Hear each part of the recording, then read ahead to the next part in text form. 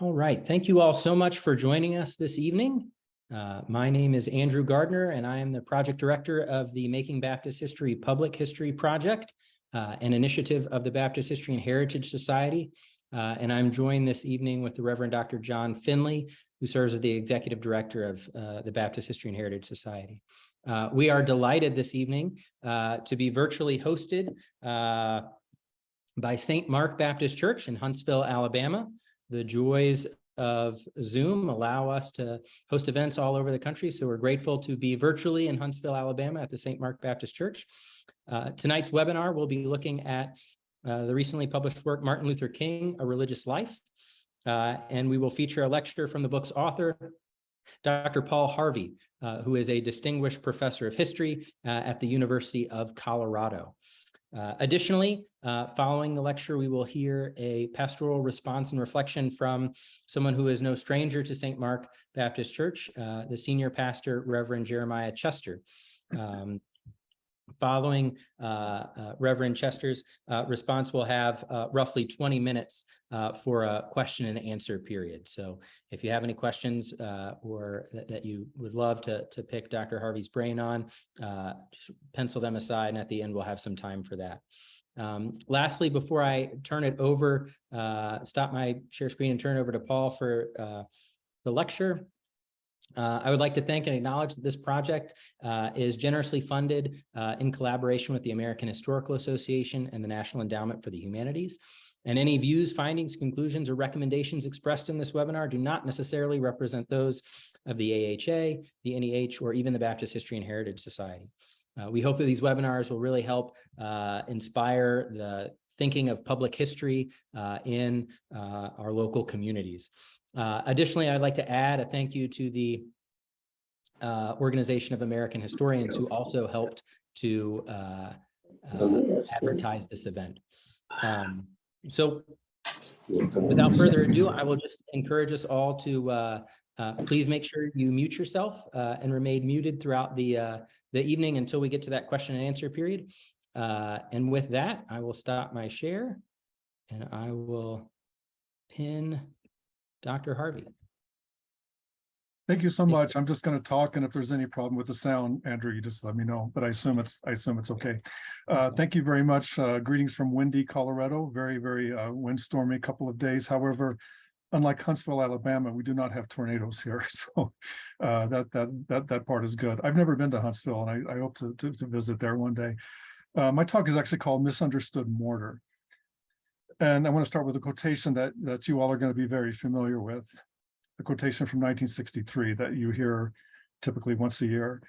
I say to you, my friends, so even though we face the difficulties of today and tomorrow, I still have a dream. It is a dream deeply rooted in the American dream. I have a dream that one day this nation will rise up and live out the true meaning of its creed. We hold these truths to be self-evident, that all men are created equal. I have a dream that one day on the red hills of Georgia, the sons of former slaves and the sons of former slave owners, we will be able to sit down together at the table of brotherhood. So we all know this part of King's life. Let me start with a few other quotations that we may be a little bit less familiar with. 1967, Black power is a psychological call to manhood. For years, the Negro has been taught that he is nobody, that his color is a sign of his biological depravity. The whole dirty business of slavery was based on the premise that the Negro was a thing to be used, not a person to be respected. Also from 1967, someone has been profiting from the low wages of Black Americans. Depressed living standards are a structural part of the economy. A hardening of opposition to the satisfaction of Black needs must be anticipated as we press against financial privilege. Also from around the same time period. From the 16th century, it was King giving a talk about American history, and he was referring to, it was a talk in honor of W.E.B. Du Bois, the great Black intellectual, and King said, from the 16th century forward, blood flowed in battles over racial supremacy. We are perhaps the only nation which tried as a matter of national policy to wipe out the indigenous population. America was, he said, the greatest purveyor of violence in the world today, referring to the Vietnam War in particular. He said, these are revolutionary times. All over the globe, men are revolting against old systems of exploitation and oppression, and out of the wombs of a frail world, new systems of justice and equality are being born. So one of the things that we want to look at is why we would know the king from the first quotation that is so familiar that it's, in a sense, overly familiar. And not many people know the king of all the other quotations that I was just giving after that. Of course, every day there is a year for him in high schools and universities. There's documentaries, reprints of his publications, King Days of Service, all these kinds of things, all of which are good and healthy things. And yet he remains, in my estimation, a misunderstood martyr, at least in the eyes of the general public. And the fate of martyrs, in fact, is to be made into saints. And the fate of saints is to be made into statues, mausoleum pieces, and irrelevant national holidays. Martin Luther King was a misunderstood martyr. He was misunderstood at the time by a majority of white Americans who expressed their dislike of him. J. Edgar Hoover, in fact, was a far more popular national hero at the time of King's assassination. But the real distortions started much later. As his image was burnished and made suitable for King holiday consumption, the tough edges were whittled down. Over time, his status as a martyr and a saint made him useful for causes that he spent his entire career inveighing against. And so we have now the parade of twisted tweets and fake quotations that are paraded through the social media on King Day as the real king recedes from consciousness. Here I want to talk about King using two particular terms that are not often associated with him, but I think captures a good part of his essence: a social democrat and a social gospeler. And in fact, because of the kind of audience that we have today, I'm gonna revise my own term: a Baptist social democrat and a Baptist social gospeler, but especially the first one, Baptist social democrat. This is the person who said in December of 1955, at the beginning of the Montgomery bus boycott, that they must love their enemies, and concluded, "We, the disinherited of our land, we who have been oppressed for so long, are tired of going through the long night of captivity, and now we are reaching for the daybreak of freedom and justice and equality." King, in fact, got most of that quotation from someone else that I have written about, who was also a Baptist, Howard Thurman. This is Howard Thurman's book, Howard Thurman and the Disinherited, published in 1949, which King was said to have been carrying in his coat pocket during the days of the Montgomery bus boycott. And King often used sentences and paraphrases from Howard Thurman, who was a kind of an intellectual hero of his. From his youngest years, King referred to himself as a, quote, profound advocator of the social gospel. He called himself that in 1948, when he was less than 20 years old, beginning seminary in Pennsylvania. And at the height of the civil rights movement, he was preaching social democracy, economic justice, the equalization of incomes, and the connection between the Black American freedom struggle and anti-colonial movements abroad. In my book, Martin Luther King, A Religious Life, I explore Martin Luther King in a number of categories, and I'll just enumerate them here: minister, master orator, a movement leader and strategist, a moral philosopher and prophet, a morally and personally conflicted man, and a misunderstood martyr in his afterlives. And so those are the categories that I'm going to be exploring as I go through this talk. King, of course, was first and foremost a minister, a Baptist minister. And in that role, he became a prophet in the full biblical sense. He was not a saint, nor were the biblical prophets saints, as we know, nor was he a model easily adaptable to the current agendas of many who try to claim him. King's vision was far from realized at the time of his death, of course, and he was far from certain if it was realizable. He wondered if Malcolm X had been right, that the dream was really a nightmare from which one could not awake. But he had to preach to the people weekly to impart hope to them, meaning his addresses as a preacher could be different than those he gave as a prophet, and yet both of those sides of him are important to explore in the same context. King linked racial reconciliation and brotherhood together, that's the part that we know of him, together with economic justice and moral accountability for systematic inequalities. And the fact that those two things are linked together is the part that I think has yet to be well comprehended by the public. He held firm to certain core radical convictions expressed very clearly early in his life, fully developed later. He also underwent a constant process of thinking over and through those convictions.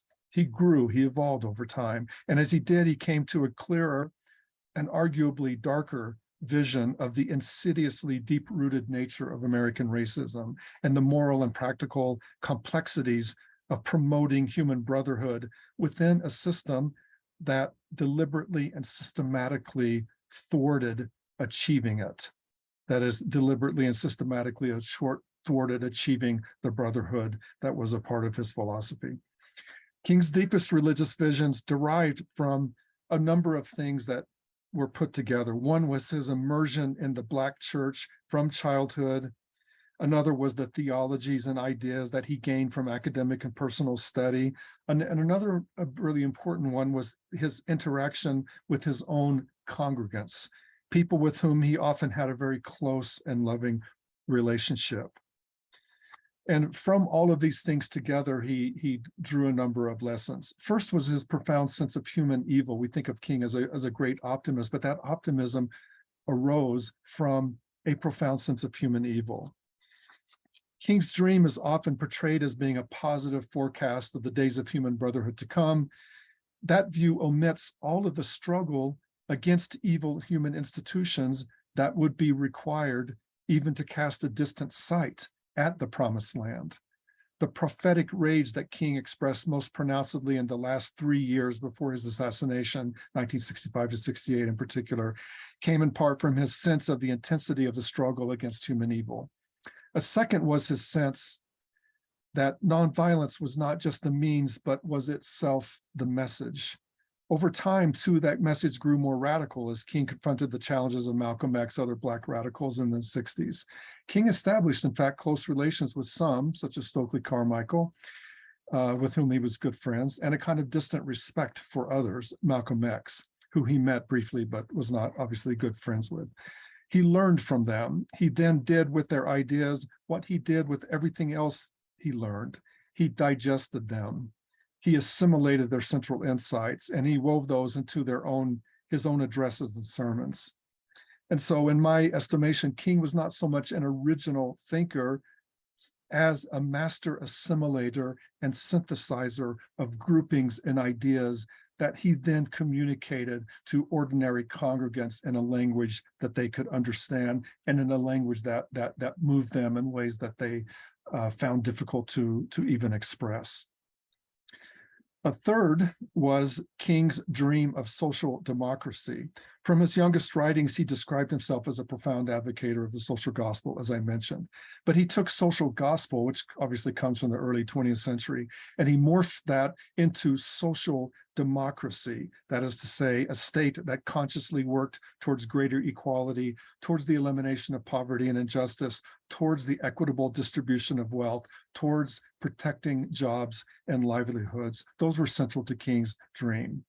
More so, even, I think, than the parts about the content of character counting above color of skin, the phrase that everyone knows, because that vision could only come with a complete transformation of society. So through his life, King was an advocate of social democracy. He derived that from the Black gospel tradition into which he had been trained, and from his everyday observations from his boyhood forward about how inequality actually worked in American society. Many of his addresses, particularly later in his life, deal with themes that we still talk about today: the automation of jobs, police brutality, an inegalitarian tax system, systematic discrimination in housing and employment, and the growing alliance of white supremacist forces with national conservatives interested in defending states' rights and Western civilization.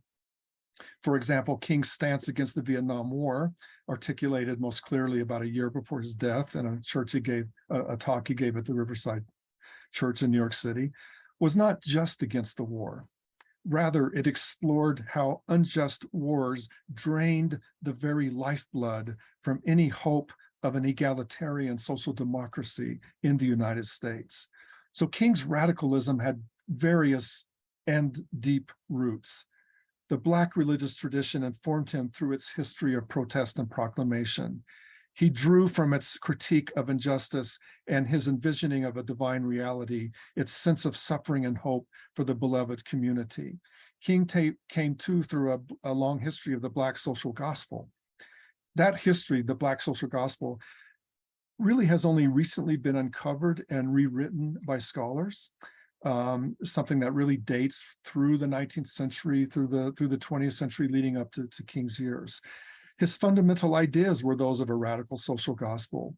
He refined and tweaked his vision and his language of presenting it over time, but it always led him towards a radical vision of social equality. I'll give you one example that I found in my research that I find very touching in a way. In 1952, he was romancing a young woman named Coretta Scott, and they wrote letters back and forth with each other. And at one time, Coretta sent King in the mail the book Looking Backward by Edward Bellamy, which is a book published in the late 19th century. It was a utopian socialist novel of the time. And Coretta asked him, "I would like to know what you think of this book." And King replied at length, acknowledging that whatever the initial merits of capitalism in a Europe dominated by nobles, quote, "like most systems, it," that is capitalism, "fell victim to the very thing it was revolting against. So he said, I think Bellamy is right in sensing the gradual decline of capitalism." King then extended that critique to the church, which often, he said, fell prey to being a tool of the middle class to keep the proletariat oppressed. This is in 1952, I stress again. King noted that he himself hoped as a minister, he was then a PhD student at Boston University, but he hoped as a minister to avoid making religion what Marx calls the opiate of the people. He also preached against the, quote, false god of nationalism, that God that could be perverted to evil ends when it became an excuse for the exercise of power over others. Such, of course, was the nationalism of Nazism and fascism, but it also included certain kinds of nationalism in the United States. For example, the Southern races that King knew all too well, Joseph McCarthy and his imitators, as well as the advocators of white supremacy and America First movements. America First movements refers to the movement against intervention in World War II, led by Charles Lindbergh in the early 1940s, and very much an American fascist movement of that time. So King was attuned to how fascism could and sometimes did arise in America, and he knew where the phrase America First came from to begin with. And he knew that it was a phrase shot through with echoes of ideas about a kind of a fascist white supremacist state. King was also a personalist. Personalism as a philosophical movement that arises in the 20th century, and it's something that emphasizes the dignity and worth of human personality. This inherently appealed to him. I think he was a personalist before he ever read personalism as a philosophical text. I just think that's who he was by nature. Also, I think it was that way because the Black church ethos that he grew up with was steeped in the same concepts. He wrote, "The kingdom of God is neither the thesis of individual enterprise nor the antithesis of collective enterprise, but a synthesis which reconciles both." In King's view, the oppressed were agents of their own destiny. The dispossessed had it within themselves to move against their own dispossession. Again, it got an idea that he got from Howard Thurman, most especially. And with the unconquerable power of love and nonviolence, transforming both themselves, both the oppressed and their oppressors at the same time. King knew that in order to transform the South, they would have to create a kind of new narrative from a complicated tangle of threads and from movements that had long predated them. Scholars have a term now that's called the long history of the civil rights movement, which refers to many civil rights movements before the thing that we think of as the civil rights movement in the 50s and 60s. And so I'm teaching a class right now called Civil Rights in American History, which begins in 1789. And the first book that we use is a book by a historian named Kate Mazur called Until Justice Be Done: America's First Civil Rights Movement from the Revolution to Reconstruction. That is to say, from 1789 to the 1860s and 1870s. And it's about free African Americans in the North who were struggling for really basic rights, such as the right to move from one state to another, which they did not have at that time. So King was very well aware of this kind of long history, and he was very well aware that in order to achieve that would require a long struggle, but King was able to do something that the previous civil rights movements were not really able to do, and that is to say, to create a mass movement, And that civil rights movement, the mass movement, changed America more fundamentally than any other social movement in American history, in my opinion, except for abolition. It did not happen because of Martin Luther King. It would have happened without Martin Luther King anyway, I believe. And yet it's difficult to see how it could have happened, at least in the same way, without him. He provided the moral force, the motivating words, the captivating oratory, and the religiously inspired visions. All of those together were not sufficient, but they were necessary. And he was a moral philosopher then who speaks to any age and whose ideas have, since his time, empowered international movements for freedom, from Soweto in South Africa to Eastern Europe to Tiananmen Square in China. In each case, protesters quoting King and carrying his banner. King's legacy, distorted as it has become since his canonization to sainthood in the American civil religion, continues to instruct. Now, I'm going to say a few words about where he got his ideas. So King's unsurpassed ability to fuse evangelical themes of the Christian life with the social themes of the mandate to reconstruct society were in evidence from his youngest days as a preacher. Keep in mind, he was all of 24 years old and a just then finishing PhD student when he took the pulpit of Dexter Avenue Baptist Church in Montgomery, Alabama. He modeled his early ministry on his father's. He divided the congregants up into clubs, January Club for everyone who had a birthday in January, for example. And he reminded them weekly of their preciousness in the eyes of God to combat what he knew they faced in their daily lives. And he finished his sermons always with an altar call. He was nothing if not a Baptist minister par excellence. But he was a Baptist minister steeped both in the popular oratorical styles that he loved and drew from, and from a long history of popular preaching. So there's a long debate among academics about which particular philosopher was most influential on King. Was it Reinhold Niebuhr, great philosopher, religious theologian and philosopher of the mid-20th century, or was it the personalist, or was it various philosophers who came out of the Black church? And they all had influences on King, to be sure. But there's one element that's often left out in this discussion, which is the preachers that King really loved in the past. This included Phillips Brooks, who was a 19th century New England minister, that King took a lot of sermons from. In fact, he took his trial sermon that he gave at Dexter Avenue Baptist Church directly from Phillips Brooks. The dimensions of the 3 dimensions of life, something like that it was called. And another one that he loved was Harry Emerson Fosdick, a well-known minister in New York in the early 20th century, best known for his sermon, "Shall the Fundamentalist Win?" ? And King loved Fosdick and took a lot of sermons from Fosdick and then recast them and reoriented them and put his own language into them. For example, before the NAACP Legal Education Fund in June 1956, he developed the critique that while laws cannot change people's souls, they can, quote, control the external effects of those internal feelings. And that's a kind of philosophical statement. It was phrased much more famously later in his life when he said, "The law cannot change a man's heart, but it can prevent that man from lynching me." That's exactly what he meant by what I'm reading here. The law could prevent employment discrimination, for example, no matter how much white businesses would want to practice it.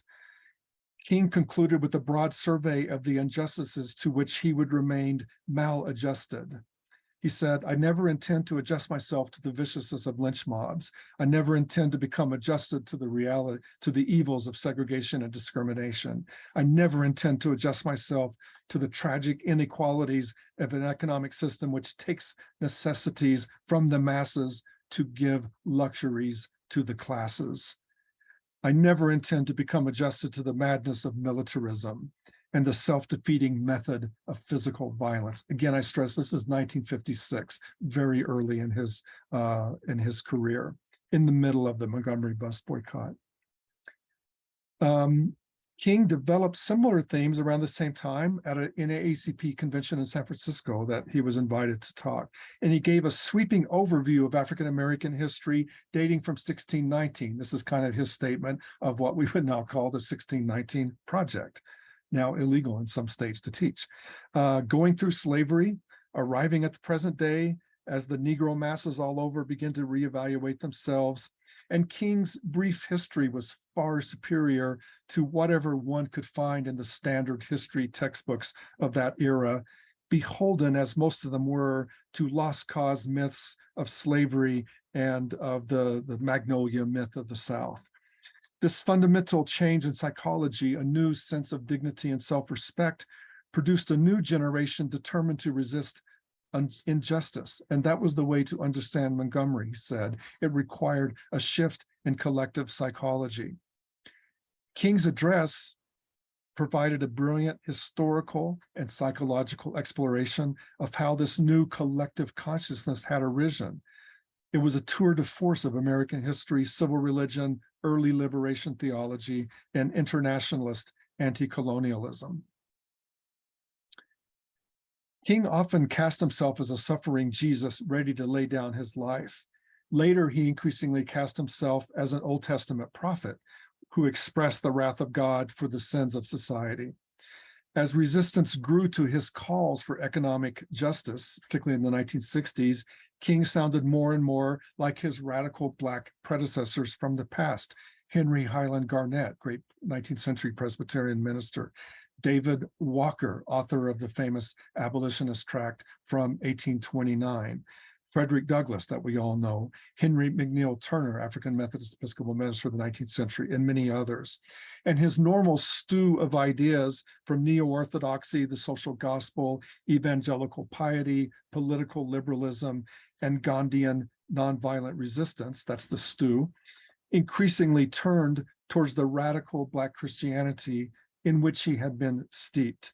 This was the era of the development of what came to be called Black theology, particularly with the writings of James Cone, Vincent Harding, and many others. King never self-consciously identified with that. His vision was universalist because he wanted to hear the symphony of brotherhood, but he increasingly expressed sympathy with how Black nationalism could be a part of that symphony. King used the language of civic piety to express the goals of Black religion and Black social radical democracy. Later on in his life, his views on white racism darkened. He came to understand systematic racism and what we would now call unconscious bias. He didn't use that word, but that's what he was talking about.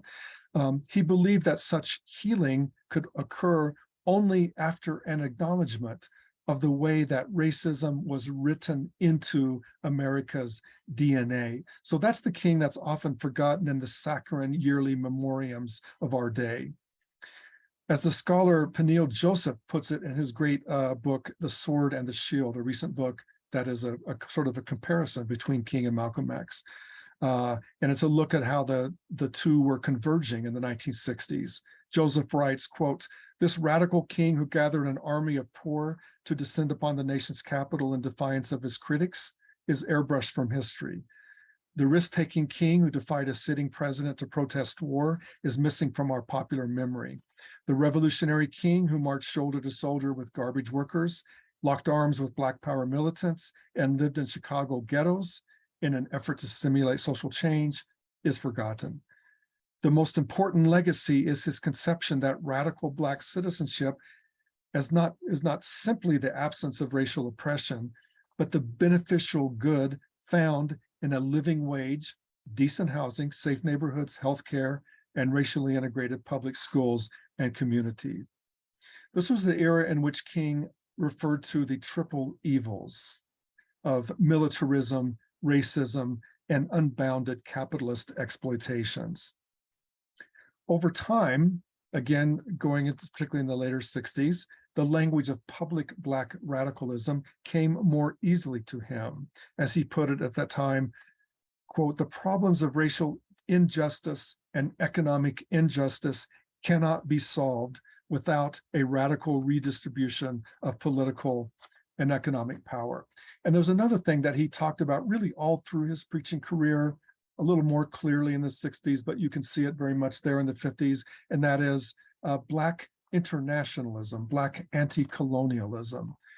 His critiques of militarism and imperialism and his identification with anti-colonial movements were long-standing. He saw the hypocrisy of Blacks fighting for American society during World War II, for example. The urban riots of the 60s amplified his desire to transform a movement for civil rights into one for human rights. He connected to the larger internationalist tradition of what had come to be called human right, the concept that was really developed in the 1940s, particularly after World War II. And he knew that it would involve a reimagination of American society and American democracy.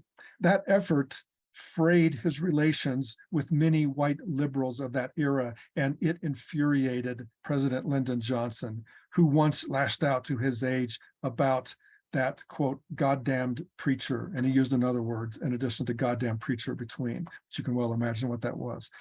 King analysis of how the Vietnam War consumed and stole resources from the war on poverty defied Johnson's guns and butter mythologies. But beyond that, King saw that the fostering of violence through foreign policy was part of the same process by which violence against African Americans and others happened at home. The Vietnam War and the war on poor people could not be separated. They were part of the same state-sanctioned violence. Black Americans were caught up in the same sense as Black and yellow brothers abroad. Quote, "Racism can well be that corrosive evil that will bring down the curtain on Western civilization," he concluded. During these years, to his congregates in Atlanta, he was then at Ebenezer Church in Atlanta, and to national audiences, King offered his most comprehensive and radical definition of Black citizenship. He fused themes of racial integration, Black empowerment, and economic justice, and he saw the Vietnam War as the chief enemy of that vision. Part of that vision was expressed in his support for compensatory action, in other words, reparations, to make up for centuries of oppression, and its universalist programs, such as a guaranteed national incomes. I'll give you a couple of examples. To the New York Trades Council in 1967, he often spoke to labor unions. Not many people know that, but he did that a lot. He noted that African Americans had learned what labor had learned many decades ago. That is, that having some theoretical rights in the law meant nothing, because rights only counted once they were gained through social struggle. He told them also about the limitations he had discovered of white liberalism, the kind of view that balked at obvious physical abuse, but drew the line at equality. Deliberately redistributive measures would be necessary, he thought. To another labor group in New York, he advanced one of his favorite themes of his later addresses, the fact that through American history, there had been a system of socialism for the wealthy and raw capitalism for the poor. Nowadays, we would call this socializing risk, but privatizing wealth. That's exactly what he was talking about. Historically, For example, he gave many examples. While the government extended the Homestead Act of the 19th century, land grant colleges, such as where I teach now, and other forms of help to white farmers, the free people after the war were giving nothing but freedom. Without boots, they had to lift themselves up by their bootstraps. Most poor people lacked the means to function in the mainstream economic life of the country, King pointed out. And even the very fact of being poor was expensive. Poor people without better options relied on loan sharks, emergency rooms for health care, and long hours on buses commuting to temporary jobs lacking benefits. Most of society and many poor people lived in what we would now call food deserts. He didn't use that term, but that's what he was talking about. Without ready access to affordable, healthy nurture. Most of society was more concerned with tranquility and the status quo than about justice, humanity, and equality. And thus riots were a brutally effective way to communicate anger about this situation. Hence his famous phrase, "A riot is the language of the unheard." And he asked, what is it that Americans had failed to hear? And answered, it's failed to hear that the plight of the poor has worsened and that promises of justice and equality have not been met. Through the 1960s, King felt an urge to come out against the Vietnam War. He often did so in private sermons and addresses, but he was conflicted because he knew that coming out in a major public way against the war would jeopardize the very legislative coalition that he had depended on to win the advances of the Civil Rights Movement of the 60s, the Civil Rights Movement Act of 64, the Voting Rights Act of 1965, and then what became the Fair Housing Act of 1968. Meanwhile, Coretta Scott King, who had a strong interest in international peace movements, pushed her husband to take a stronger stand against the war. And he eventually did so exactly 1 year before his death, April 4th, 1967. King's statement on the war alienated Johnson and his numerous centrist allies, but by that time, King had moved against the kind of consensus politics. King knew that the critiques he would face. The critics thought, peace and civil rights don't mix. But those who thought so, King said, knew nothing of, quote, my commitment and my calling, that commitment that encompassed peace and justice at home and abroad, a peace that could not be won through violence directed against African Americans at home and Vietnamese abroad. The war in Vietnam was the violence of American state power and white supremacy made manifest. That war abroad destroyed the hopes of the war on poverty that so far had mounted to little more than a, quote, skirmish.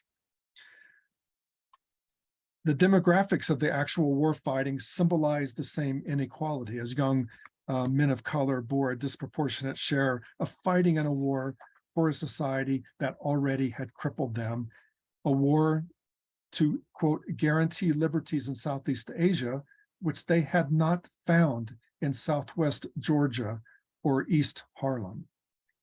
King likened his opposition to the Vietnam War to Abraham Lincoln's opposition to the Mexican-American War of the 1840s, or other acts of moral opposition in the American past. He said, I speak for those whose land is being laid waste, whose homes are being destroyed, whose culture is being subverted. I speak for the poor in America who are paying the double price of smashed hopes at home and death and corruption in Vietnam. The King of 1967-68 saw the necessity of a radical overhaul of beliefs and values of whites. He told a reporter, as actually David Halberstam, famous reporter of that era, how he had initially thought to work within the institutions of society, to seek some change here and there, but now he said, I think you've got to have a reconstruction of the entire society, a revolution of values. King tied in his understanding of history, the longevity of white supremacy, and its effect not just on African Americans. He said, our nation was born in genocide when it embraced the doctrine that the original American, the Indian, was of an inferior race. From the 16th century, blood flowed in battles over racial supremacy. American history depended on the violent suppression of untouchables, by which he meant Native Americans and African Americans. And combined with the Vietnam War, this has made America the greatest purveyor of violence in the world today. King's words, in fact, presaged a generation of works of history that would come over the next generation. And meanwhile, the backlash against his words forecast the resistance to understanding American history this way, the same backlash that we are having much conversation with exactly right now. King also developed his own personal historiography of white supremacy in a late life reflection on the great Black intellectual W.E.B. Du Bois.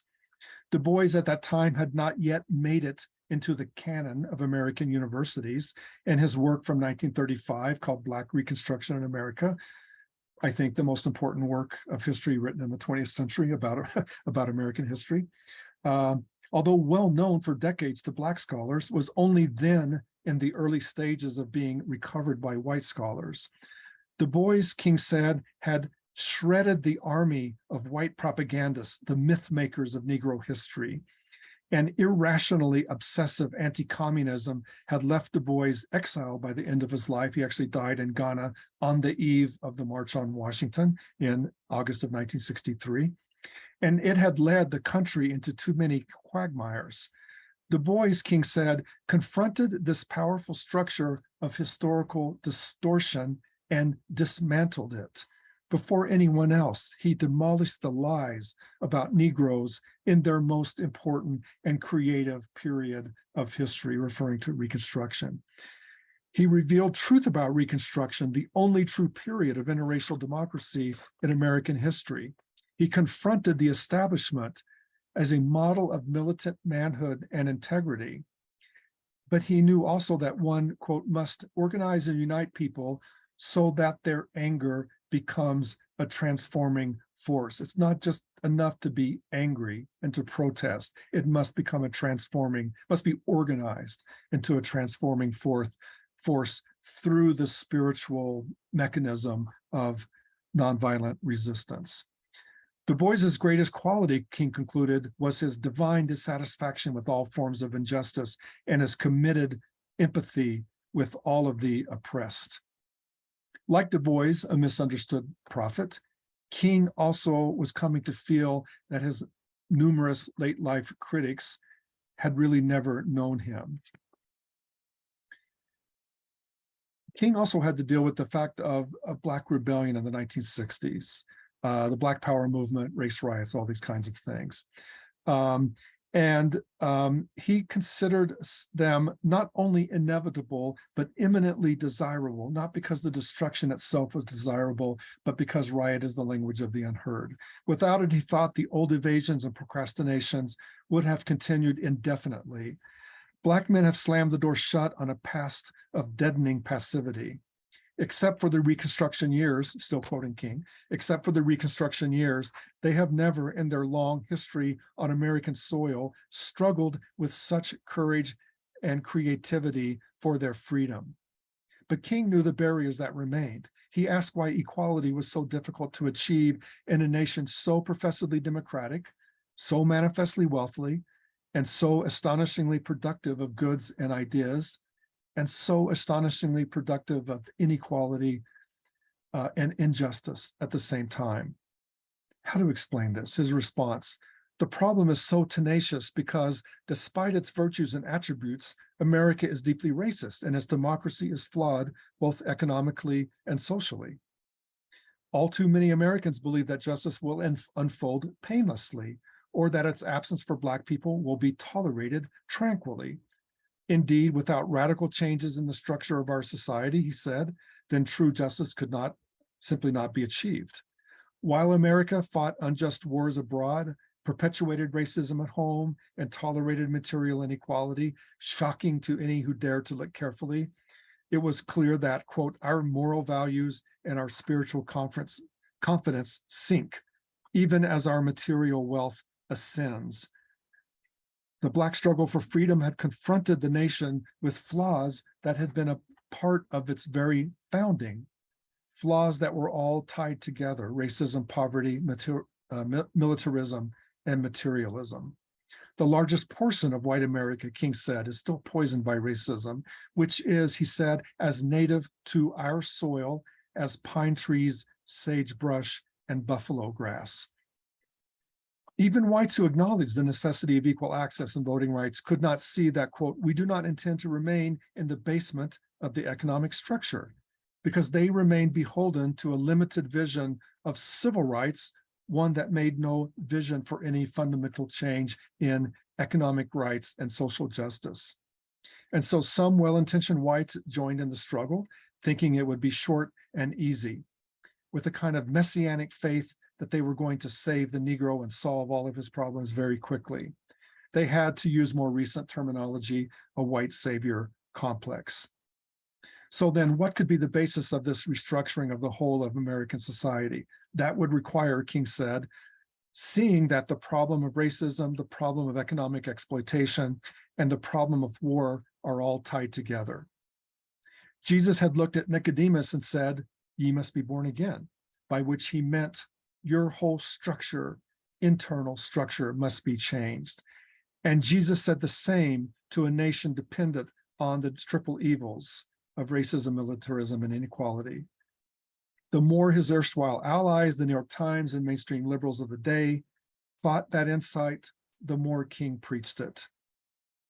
He said, a certain lessening of the coarsest acts of brutality did not by itself signify the presence of justice.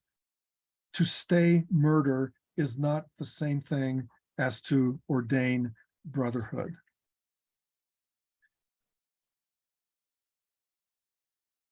King's last years were full of frustration. He spoke of how he once had a dream, how he had watched it dissolve. His public unpopularity grew as turmoil gripped the nation in the later 60s. His assassination provoked some to say, in effect, that he had it coming, including some congressmen and senators who in fact said that. Because had he not provoked violence, they asked? In the immediate post-assassination years, he was not yet then entombed in the mausoleum of American civil religion, where he now sits today, I think. So King's afterlives, and I'm going to conclude here, King's afterlives evolved in a number of distinct phases. First was the reaction to his death and a few years after. At that point, it was still safe for white supremacist politicians to direct the same venom towards him and the movement upon his death as they had during his life. Later, during the 1970s and the Reagan years, the process of sanctification was in full evidence. Ronald Reagan initially resisted it, suggesting darkly that whether or not King was a communist would have to await the full opening of the King's papers and FBI files for decades forward. Reagan clearly played to a constituency who had not accommodated itself to the transformations wrought by King as a public figure. And yet it was the conservative Ronald Reagan, strident opponent of King in his lifetime, who actually signed the King national holiday legislation into law. By the way, after he signed it, he wrote the governor of New Hampshire and apologized for signing it, basically saying, sometimes you just got to do what you got to do to sort of keep the masses off your backs. He didn't really believe in it, in other words. That opened the way, however, the holiday for people of all political stripes to join their causes to King, including those whose causes were exactly the contrary to King. Content of their character, King's famous phrase, made famous in 1963, but certainly his stock and trade of other sermons and public addresses that he gave, was reduced to color blindness. The problem with color blindness, of course, is that America is not colorblind. King had an acute sense from his youngest years, but fully develops later, that American racism was not incidental, but systemic. It was baked into the system, and it was the hellhound on the trail of every Black American. Certainly, he envisioned a world beyond color. Certainly he did, but he also understood what it would take to get there. That what it would take would be a revolution in American social, economic, and political institutions. Criticisms of the contemporary protest movements replay exactly what King's critics said about him in his lifetime. In his lifetime, his critics accused him of fomenting disorder and violence. of fostering disunity of vision, of being a hate group, of promoting un-American and unpatriotic ideals. Moderate critics urged him to wait until the political system had in place better leaders, or to call off protests and instead create commissions and task forces to resolve issues. People accused him of being a publicity seeker, of having a messiah or a martyr complex, and of undermining the stability of Southern and American society, of cavorting with communists and promoting radicalism, and of messing in problems like the Vietnam War, where he had no business. All of those kinds of criticisms are familiar to us now as we hear much the same thing. But now we have the opposite problem, a mythologized king that is invoked for everything. The sanctification of King's legacy has rendered him a valuable tool of the rhetoric of false moral equivalences, of a civil religion without substance. So now is a good time to refresh King's vision, I believe, to free it from the plaster sainthood where it has been entombed, and recapture the moral clarifying voice of his vision of a government devoted to equality and justice, and not one that would simply repeat empty mantras of unity. After all, as he said the evening before his death, he had been to the mountaintop and seen the promised land, but he knew that, as he said, I may not get there with you. The journey thus is left for us to take. Thank you for listening to me. Thank you very much. Thank you so much, Dr. Harvey. I will remove the pen and turn it over to Reverend Chester, if you'd like to offer a response and reflection. Yes, thank you, Dr. Gardner, for this opportunity. And I want to thank St. Mark for being on. Also, my father's church in West Palm Beach, my father and his association, East Florida, many of them are on. So thank you for your presence as well. Let me express my appreciation to you, Dr. Harvey, for what I believe is such a vital piece of scholarship. The life and the work of Dr. King has attracted many scholars, as your bibliographic essay gives evidence. And yet it appears that you have found a way to discover new and refreshing water from an ancient well. And so in my response, I want to just briefly respond personally and then pastorally.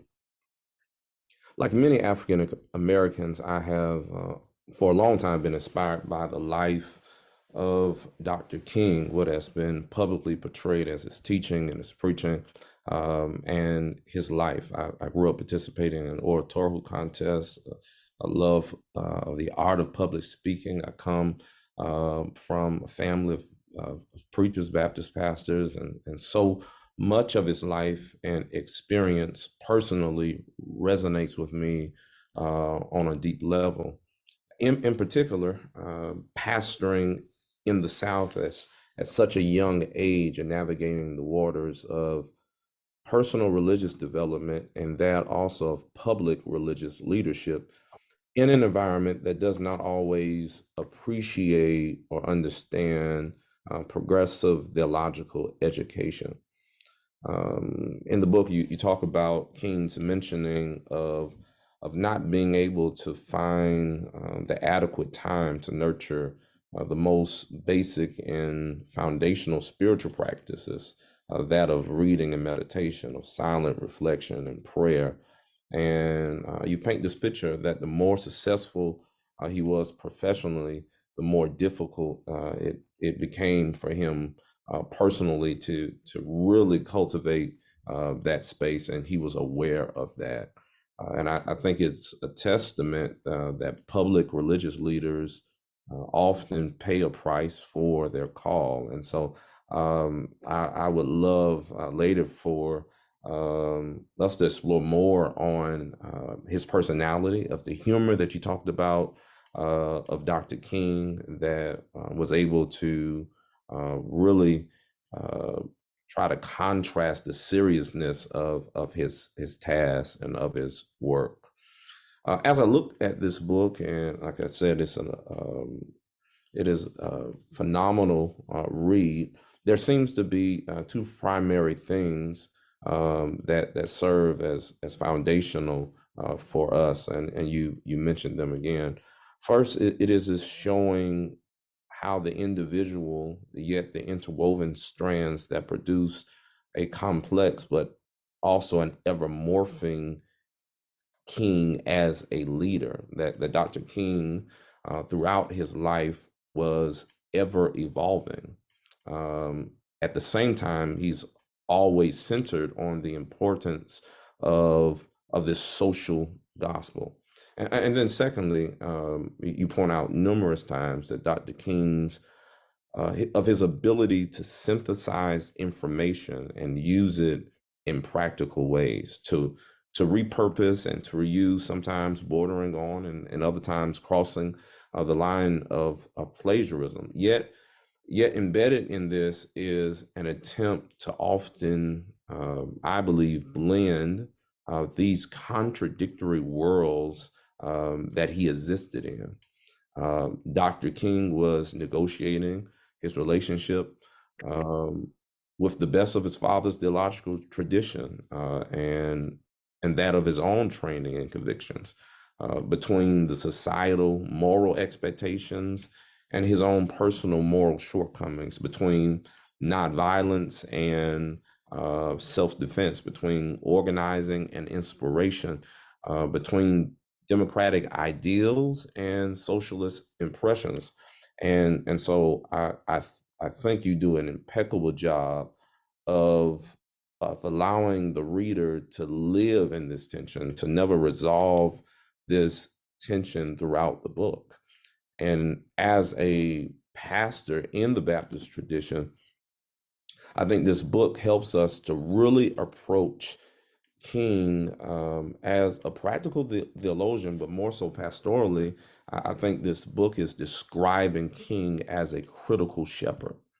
Now, I don't recall you using this word shepherd, but in my take, this biblical term is aptly described throughout the book. It's evident in King's desire to center the spiritual and the moral growth of people, and to always be close to the needs of his congregation at first, but then also his community later on in his life.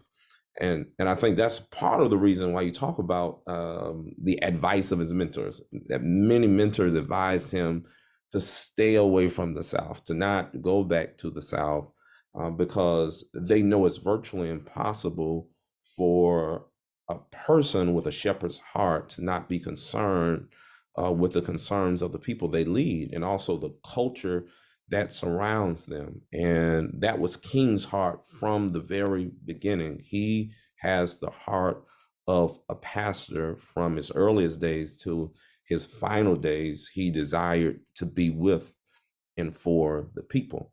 And for me, I believe that this desire becomes a unique source of strength. It opens him up to hear and respond to criticism, even from Ella Baker and from others, in a way that ultimately transforms him, strengthens him.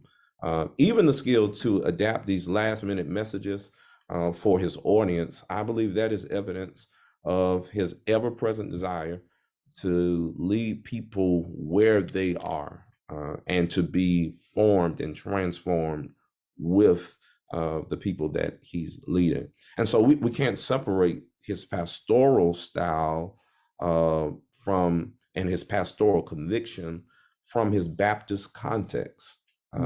I think his autonomy and that of the local church in Montgomery, a Baptist church, which is free from bishop's authority, free from denominational oversight as far as messages, it allowed him to be guided by these convictions, these convictions that are ever being clarified throughout his life. And this is important in his religious development. King reminds us that Baptist life is really about progression and not conservation. It's about unlearning and relearning, not about regurgitation. Um, this is what Baptists originally fought for, the ability to be free, to hear and to follow God's word in spirit afresh, to be free from popes, bishops, monarchs. The autonomy of the congregation and the freedom of the pastor is key to Baptist churches, and I think is portrayed as the hidden ingredient to this entire movement. And that is not to say that other traditions did not exist, even in Baptist life. I think this is part of what led to the split between National Baptists and Progressive Baptists. It was some hidden allegiances to values that refuse to be open to change. And so we see a king who is put in a position to always forge a new path that is not in full allegiance with anything, with anyone, or any set philosophy. And so while you say he is no creator and no originator, uh, yet he stands boldly forging a new path that's constantly transforming for his people. Um, and here we see that I think, and I like this focus on his religious life, because we see how a pastor's religious life and journey is tied to the people they're leading. It's King's internal religious progress that served to really push a movement beyond its comfort zone. Uh, King does not make the movement, but I think he shapes the movement because of his own religious transformation. And just as the radical nature of King's message has been tamed in his life and especially in his afterlife, and the radical nature of Jesus's gospel has been watered down, I think as Christians and many of us as Baptists, we must be suspicious of theological traditions that express a faith that is not in need of progress, that is not in need of change. We must be suspicious when the gospel that we preach or teach is never at odds with the culture we live in or the powers that be. And so I'm afraid that the apathy and the moderation of white Americans that King often feared and discussed has become a significant part of the African American religious tradition today. That as you mentioned, the role of colorblind racial ideology, the role it was beginning to play, ironically against the wishes of Dr. King, those things unfortunately describe an ideology that is often present in both white and Black settings that needs to be examined. So the current challenges of race and gender and sexuality and class, as a congregation, as a church, they must be approached religiously. That this book is more than a history book. I think you implicitly offer us a challenge to religious leaders, to lay people alike, to consider the ways in which we're forming people religiously and forming communities. That this deep, abiding conviction of Dr. King was that the outcomes of the gospel should be evident socially. That while personal piety is important, it is not the goal. He chose his rhetorical choices, his sermonic emphasis, and the campaigns that he rallied behind was an attempt to move people socially and to encourage them out of a love ethic found in Jesus. And so, in conclusion, as Baptists, I take that our religious tradition, if it is to be in light of King, should be one of progress. Religious progress is not in opposition to Baptist life, Rather, religious and social progress is at the core of Baptist life. It is one of the strands that I think made King who he was. And so let us embrace this radical and progressive King. Let's make this version of King a hero. I think it'll make it easier for us as Baptists to embrace a more progressive theology that embraces the whole body of social justice for all people. And so thank you so much. Thank you so much. That was a great reflection. Dr. Harvey, do you have anything before we open it up to? I just love the fact that you introduced the word shepherd, which I had never thought of before, but it's so apt. It's so perfect. It's not I guess I hadn't thought of it because it's not a word that comes out of academia, but it's a word that comes out of the church. It comes out of the shepherd of the people and that sort of thing. And I really appreciate that. Also, your words it's about creativity and not about regurgitation. And I think I would like to rewrite that sentence of the book about not a creator, but a synthesizer. That's probably not a best way to put that. But certainly someone who was able to take all kinds of ideas that came from all kinds of different sources, and then to create a new synthesis maybe is a better way to have expressed that than how I wrote it exactly in the book. Thank you. Yeah, great. Right before we open it up for Q&A, I would just add in the chat so people have time. If you'd like to get a copy of the book, we have a link there and a discount code. I think it's about 30% off. So feel free to get a copy if your interest has been piqued. With that, I open up to Q&A. If people want to use the reactions tab just to click to raise your hand, I can call on you and we can start question and answer period for either Dr. Harvey or Reverend Chester.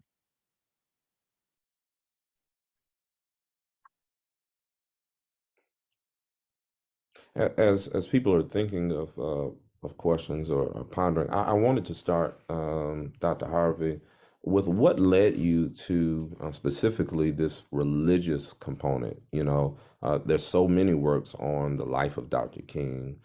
What caused you to hone in on his religious development, and what do you mean by religious? The second question is difficult to answer. I was asked, let's go back to the history of this book. I was asked to write a biography of Martin Luther King by this press, and I indicated I didn't want to do that.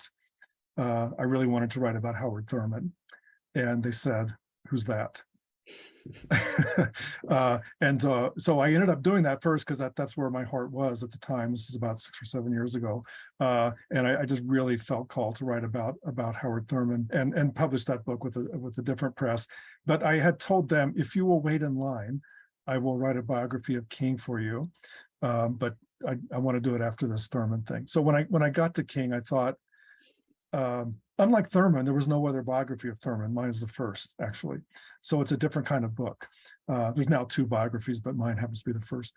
So when I got to King, I thought, all right, this is not going to be the same project because there's a million biographies of King. And all kinds of other philosophical, theological, sociological studies of the life and thought of Martin Luther King. And then I thought, what is the thing that I most want to communicate to a broader public audience? Because I'm not going to say something about King that no one else has ever said, nor do I have any pretense of intending to. I have no pretense of intending to do that. But I want to communicate what we have learned about King in recent years from all this scholarship that scholars know, and it seems like nobody else does. And that was really my goal, to communicate a world of scholarship about King to a broader public audience. And so the best way that I could do that was to communicate the most fundamental thing about King, which is his thinking of himself as a person steeped in religious life and in a kind of prophetic religion. That just seemed to be the most fundamental point that one could make about King. One could talk about kings from various philosophical perspectives, and from various, like you could write very different books about King, as people have, talking about his politics and his relationship with the Kennedys and the Johnsons and all that kind of stuff. All that's and all that's important, and some of that's in my book, as a matter of fact. But the approach of writing a biography from the standpoint of a religious life, maybe because I had just done it with Howard Thurman, very much the same kind of thing. It just appealed to me to do it about King, but also appealed to me because I thought I could bring some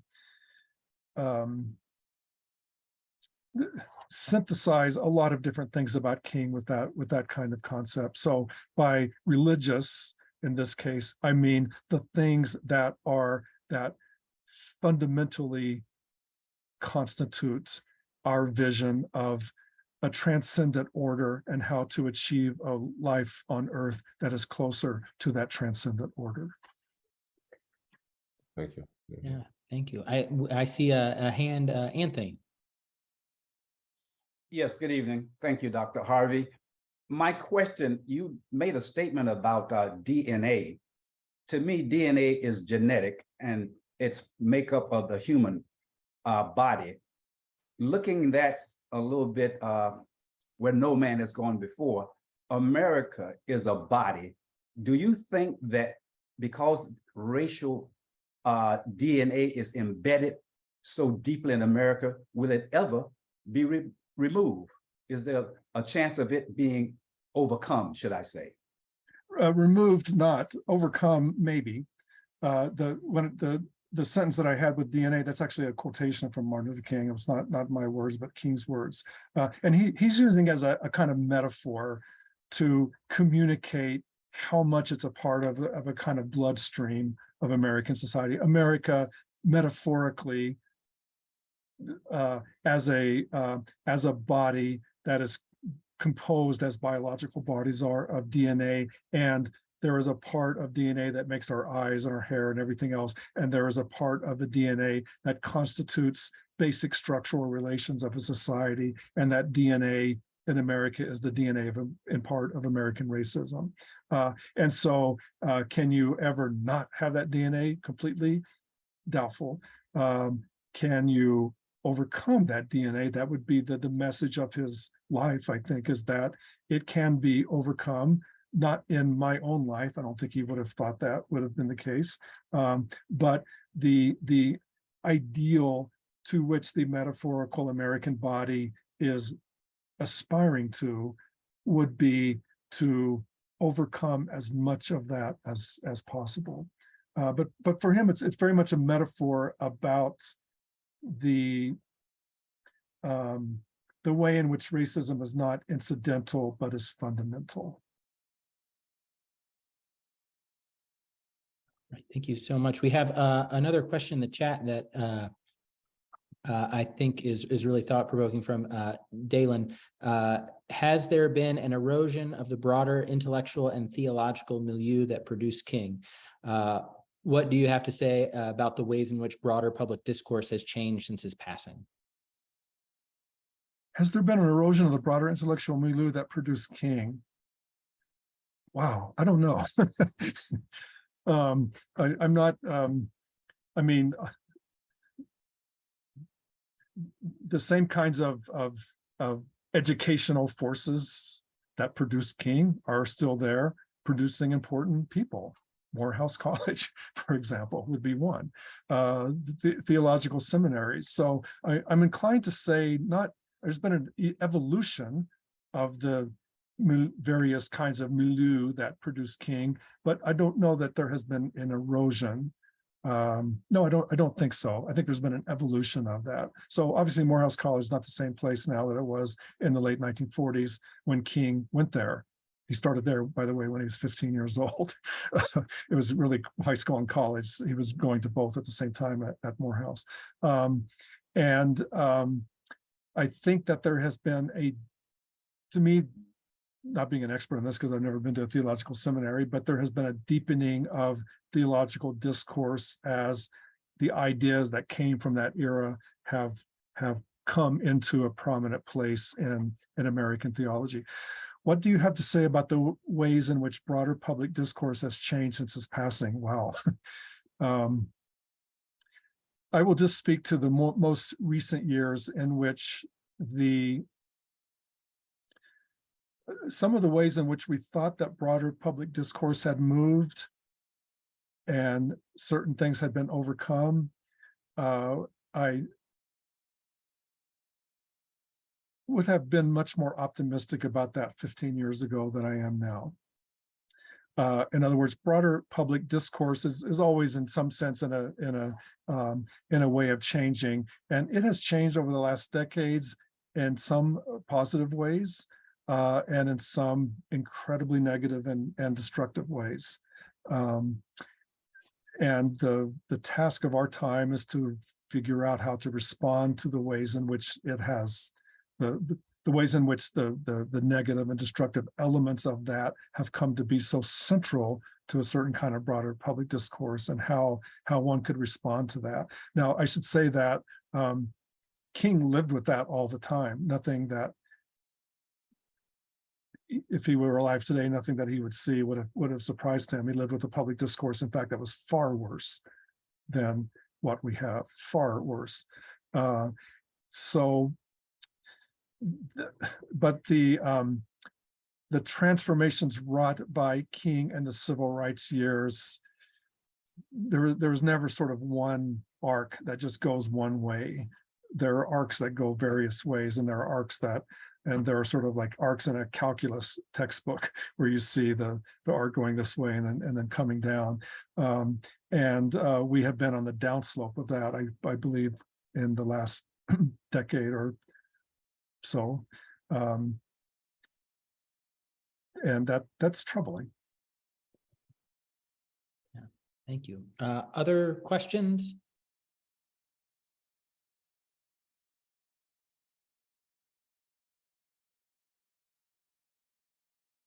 I had one while people might, I see Sharonda. Oh, you're on mute. You're muted, Sharonda. There you go.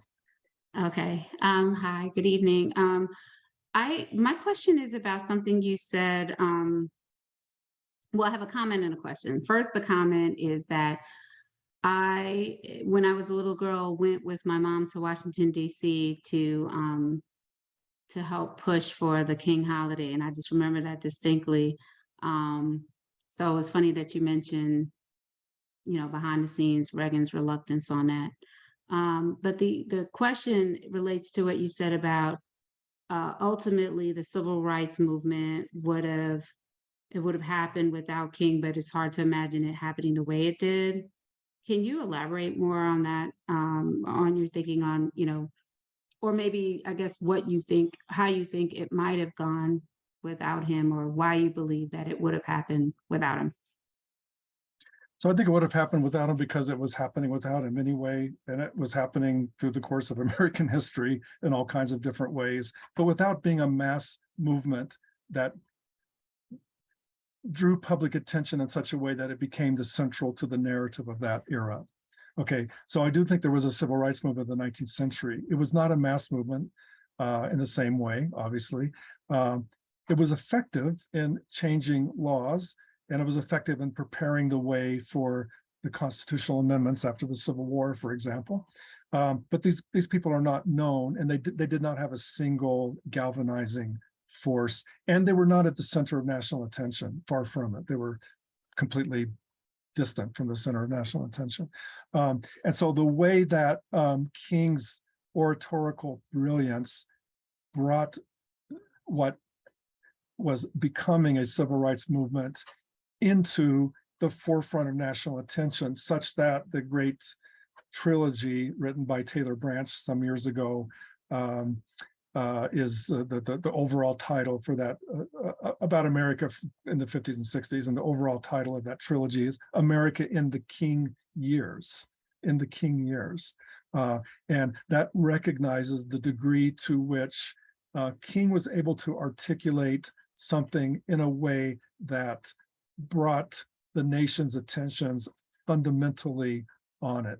Now, would there have been lots and lots of localized movements without King? I think so.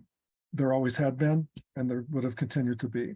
Would there have been a galvanizing force that explained all of these movements to people in a way that made Americans think about the central tenets of their civil religion and how American racism violated the central tenets of their civil religion?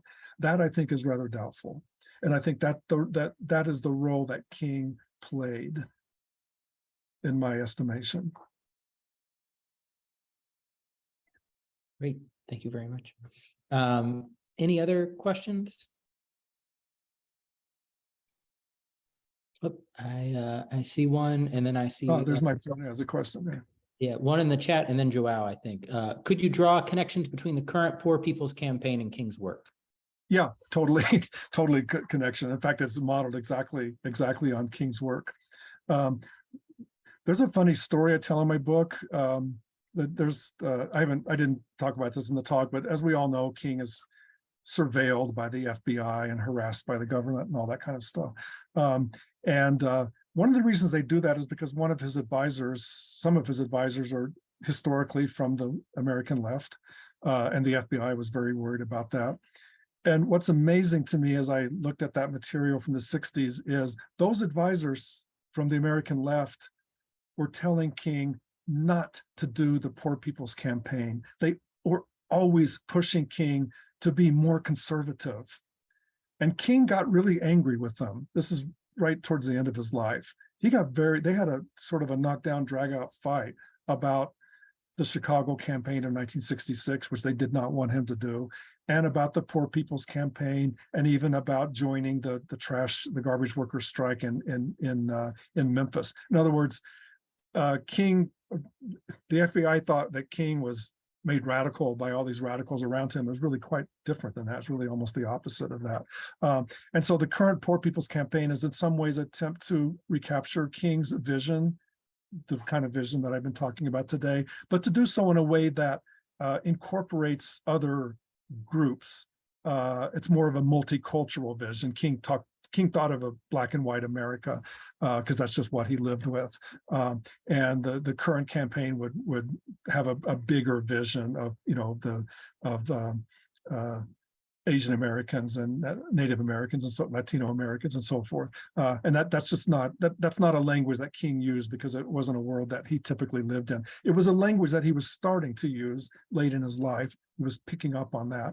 And obviously the current campaigns that incorporate different ideas about sexuality than King had. King had the ideas of his era about sexuality, and he just didn't live long enough to escape that, I think.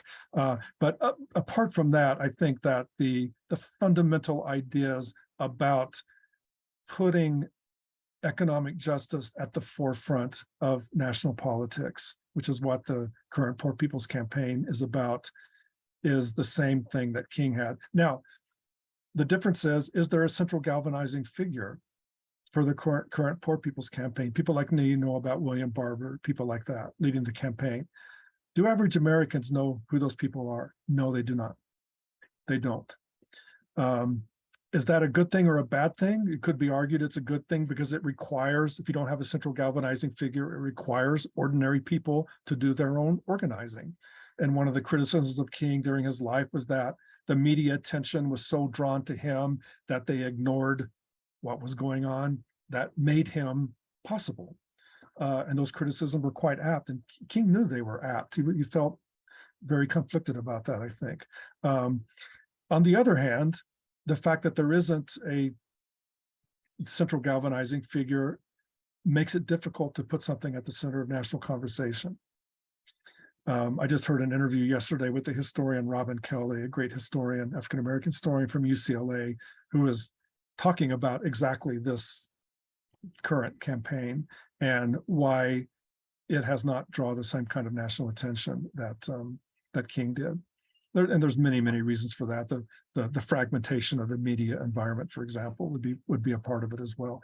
But that's the connections are very much there. Thank you. And I think we've got time for just about one more, and I saw Joao's hand. Yeah, Joao, I want to hear your question. Well, thank you. And thank you, Paul. Wonderful presentation. I think you touched on some of the things that I was going to ask about. At the very end, you nod towards King's developing internationalism, right? From a global perspective, it seems like a narrow vision in some ways until the end. And I wondered if you could talk a little bit about like the dynamics that initiated that. Is that an American initiated dynamic, or is King being pushed by folks that he is encountering outside the U.S.? They are in some ways challenging him to broaden the vision. I don't think they challenge him to broaden the vision. I think that he just broadens the vision because he always had that vision. It's just that he speaks about it more publicly in the 60s. But when you read the Martin Luther King papers, and when you read his sermons that he's giving at Dexter Avenue Baptist Church in 1955, 56, 57, that's what he's talking about. And when he goes to Black church groups, that's what he's talking about anti-colonial movements, talking about rising nations of Ghana, Nigeria, and places like that. And it's not because anyone from there has pushed him to do so. It's simply because he looks at what's going on in the world and he responds to it. Now, the Vietnam War produces a whole different element in the 60s, and it compels him to take that stuff that he had been saying more or less his whole adult life, to put it into a new context and to make it a central part of his public discourse. In the 50s, it was part of his like church world sermons and addresses. Not so much a part when he would give when he gave public addresses, it was not so much a part of his public persona at that time. But I think what he did is he took what he had always thought all along, continued to develop those ideas, responded to the impact of the Vietnam War, other stuff that was going on internationally in the 60s, and put it in that context. But to me, in my estimation, it was not America initiated. Obviously, it's initiated by international events, but it was something that King came up with just by looking at what was happening and responding to it, and not because international leaders were compelling him to do so, although he certainly talked to them and they talked about these issues. But I think King just had a natural move, evolved that way naturally. Great. Thank you so much. I'll ask one concluding question with a very short answer. So as I have assigned, every now and then when I teach classes, I'll assign one reading for Dr. King, given this idea of for survey courses, giving this idea of trying to reframe King that has been entombed in the civil religion. Dr. Harvey, if you could assign everyone in the United States to read one reading of Dr. King, whether a book or a sermon or something, what would it be? Address to the Riverside Church, April 4th, 1967, because it's readily available online, and as soon as you Google that, you'll come up with it. So it's very easy to find. And a lot of the stuff that I'm talking about here, you will see kind of the whole spectrum of his career, you will see played out in that sermon. Gotcha. Great. Thank you so much. If I could get everyone, if you have a chance to come off mute or come off onto the screen to give a Zoom round of applause and thank our presenters. Thank you so much. Thank you, Dr. Harvey. Thank you so much, Reverend Chester. I've included a link for you all if you'd like to follow the Baptist History and Heritage Society on Facebook. We've got 3 more webinars coming up over the next month and a half or so, a little 2 months, I guess. Dr. Harvey's included his email for additional questions or comments. With that, thank you all so much for coming. Thank you, St. Mark Baptist Church, for hosting, and have a great evening. Thank you. Thank you very much.